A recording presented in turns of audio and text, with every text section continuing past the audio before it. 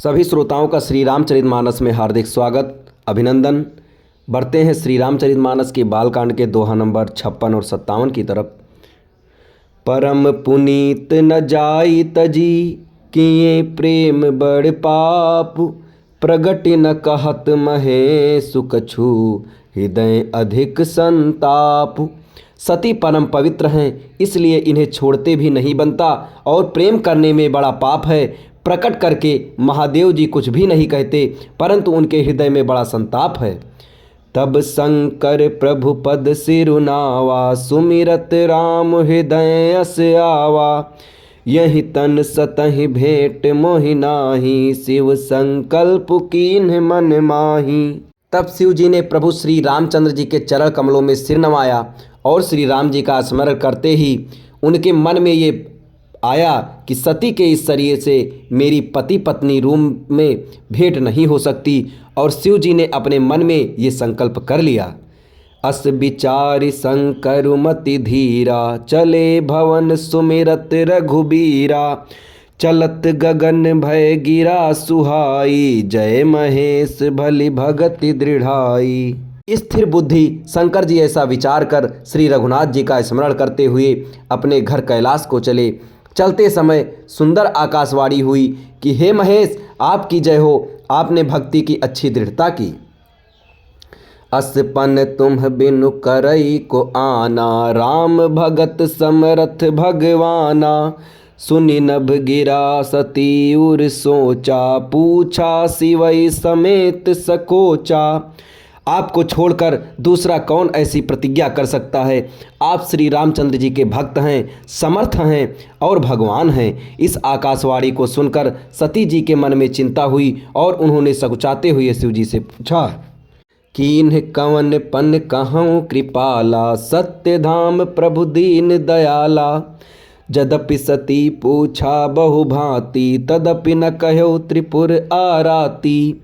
हे कृपालु, कहिए आपको कौन सी प्रतिज्ञा की है? हे प्रभु, आप सत्य के धाम और दीन दयालु हैं। यद्यपि सती जी ने बहुत प्रकार से पूछा, परंतु त्रिपुरारी शिव ने कुछ न कहा।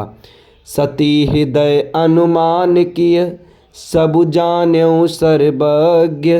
कीन्ह कपटु मैं शंभुसन, नारी सहज जड़ अज्ञ। सती जी ने हृदय में अनुमान किया कि सर्वज्ञ शिव जी सब जान गए। मैंने शिव जी से कपट किया। स्त्री स्वभाव से ही मूर्ख और बेसमझ होती है। रम जलुपय सरिस बिकाई, देखौ प्रीत कीर्ति भली। रम बिलग होई रसु जाई, कपट खटाई परत पुनी। प्रीति की सुंदर रीति देखिए कि जल भी दूध के साथ मिलकर दूध के समान भाव बिकता है, परंतु फिर कपट रूपी खटाई पड़ते ही पानी अलग हो जाता है, दूध फट जाता है और स्वाद प्रेम नहीं रह जाता। हृदय सोच समुझत निज करनी, चिंता अमित जाय नहीं बरनी। कृपा सिंधु शिव परम अगाधा, प्रगट न कहो मोर अपराधा। अपनी करनी की याद करके सती जी के हृदय में इतना सोच है और इतनी अपार चिंता है कि जिसका वर्णन नहीं किया जा सकता। उन्होंने समझ लिया कि शिव जी के कृपा के परम अथाह सागर हैं। इससे प्रकट में उन्होंने मेरा अपराध नहीं कहा।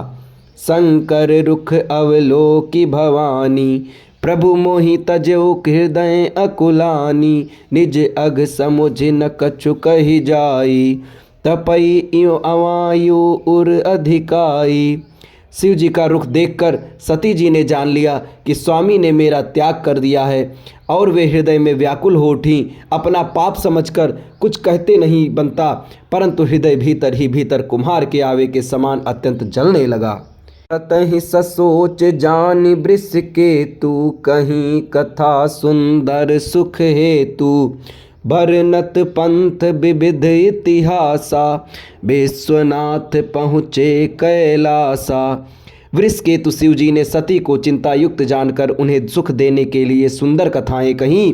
इस प्रकार मार्ग में विविध प्रकार के इतिहासों को कहते हुए विश्वनाथ कैलाश जा पहुँचे।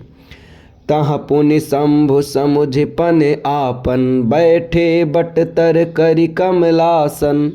शंकर सहज स्वरूप समारा, लागी समाधि अखंड अपारा। वहाँ फिर शिव जी अपनी प्रतिज्ञा को याद करके बड़े के पेड़ के नीचे पद्मासन लगाकर बैठ गए। शिव जी ने अपना स्वाभाविक रूप संभाला, उनकी अखंड और अपार समाधि लग गई। अब इसके आगे की कथा आपको अगले वीडियो में बताई जाएगी। तब तक हमारे साथ बने रहें। धन्यवाद।